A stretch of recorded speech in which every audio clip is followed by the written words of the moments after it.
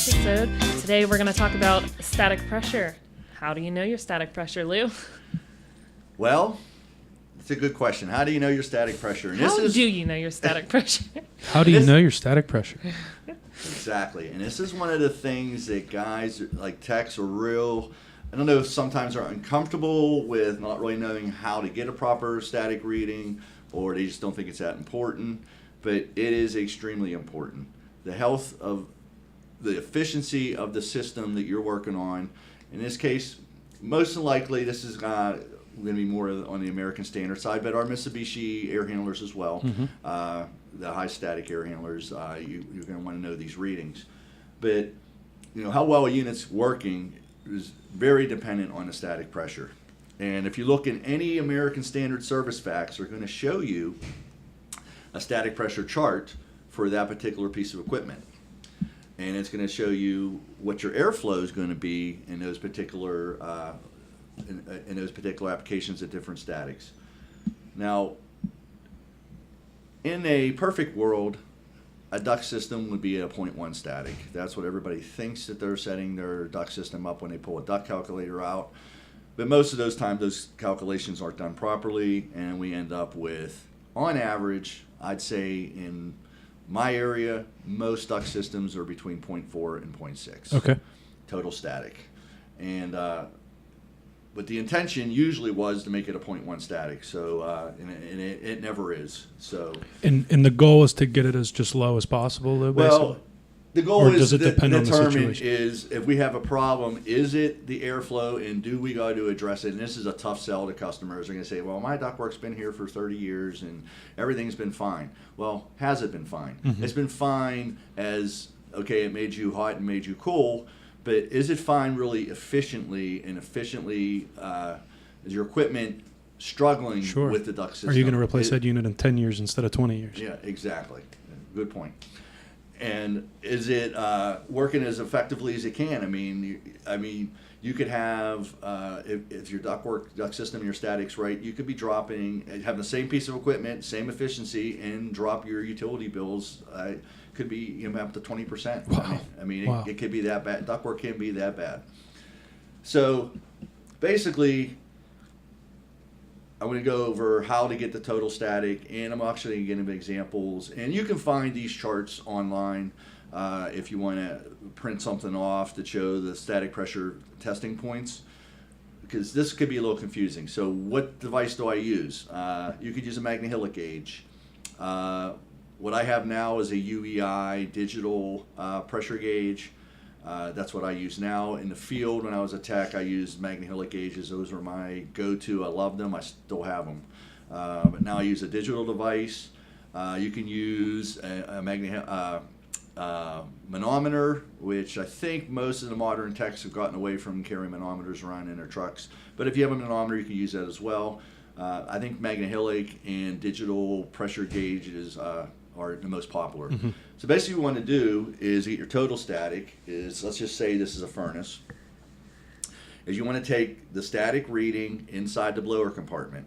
So somewhere beyond the filter, you don't want to be behind the filter, you want to be inside, there's nothing between the air and the blower. You want to usually have to put a little round hole into the return past the filter or into the furnace itself, or find a way to get.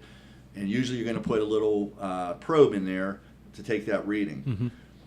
If you have a gauge that can do dual pressures at one time, you can actually take both these readings at one time. But let's just say you only have one gauge, and we're going to use one gauge. So we're going to take our return static pressure. So with the blower running, you're going to take the reading in the blower section, and whatever that reading is, let's say that reading is 0.2.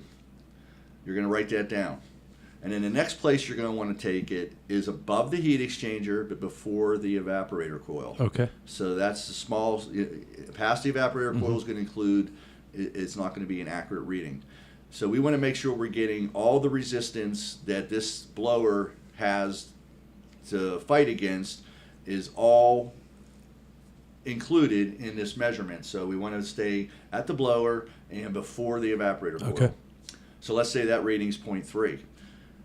So your total static, since we've had 0.2 in the return, 0.3 in the supply, would be 0.5 in this particular case. Gotcha. And that's pretty typical around here. I mean, I've taken lots of static pressure readings, and even though it would be nicer if it was lower, that's pretty much a common reading. Now, if you would get a reading between the two that's 0.8, 0.9, or over 1 inch, you definitely want to recommend some upgrades. And it's a hard sell, I know, guys, because the customers, it's something they don't see. It's not a piece of equipment. It's a duct run or increasing a duct's the size of a return drop or a supply plenum or or a branch duct. I mean, it's just really hard to sell that to a customer. But I'll tell you, if you do get them to address that, they will definitely see an improvement in their overall performance of their system. Without having to replace the system. Without having to replace the system, hopefully, if we got it in time. So, good time. Like, say, everybody's doing cleaning checks now. Yep, Furnace cleaning checks are coming up soon. And I'll text notice, you get on that new system that was just put in 6 months ago. There's really not a lot to do. You're going to do your basic checks, safety checks, and so forth. It's a good time, get your manometer out or your pressure gauge and take these readings. So I'm going to give you a couple real quick examples before we close this out. So our total static was before the evaporator and in the blower compartment. Say we want to know the static pressure that air filter they're using, that 3M $15 air sucker. Say you want to know what the static is on that. You would take a static reading at the return before the filter and after the filter. Okay. And you would add those two readings together. That would be the static Gotcha. of the return of the filter.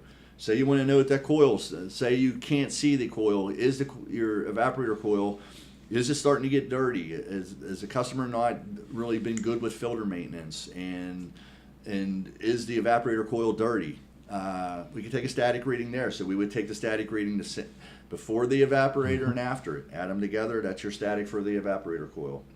And the same for anything. So you just get it on one side of that, whatever the thing that is creating resistance, you take a reading on one side and the other and add it together, and that's the static pressure that it is that is being taxed onto your system. And always looking to be right in between 0.1, 0.5, 0.6, somewhere in there. Yeah, that's why when we get our total static, when we add it all together, we want to be in that range you're saying, 0.4, 0.5.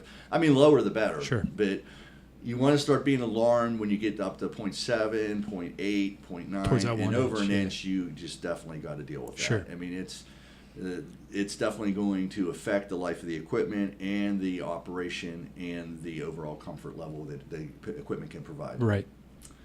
And that's it for static pressure today. Cool. All right. Thanks, Thank Lou. you, Lou.